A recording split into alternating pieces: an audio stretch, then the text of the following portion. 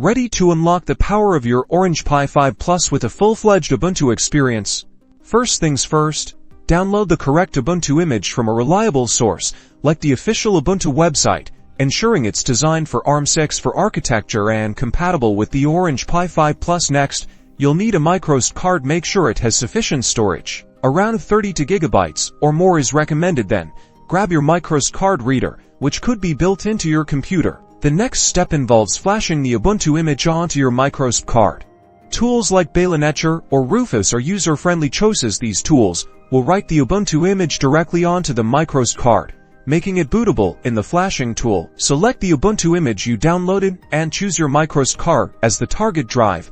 Then initiate the flashing process. This might take a few minutes. Now, insert the flashed microSD card into your Orange Pi 5 Plus. Connect the display, keyboard, and mouse, and plug in the power supply if you're using a monitor. Ensure that you have an HDMI cable. Finally, power on your Orange Pi 5 Plus.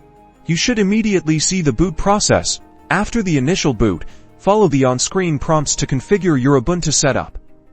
Typically, tasks involve setting up the language and time zone. The system will then prompt you to create a user account with a strong password. Once the setup completes and you've logged in, explore the Ubuntu environment, install your favorite software, and start using your fully functional Ubuntu system on the Orange Pi 5 Plus.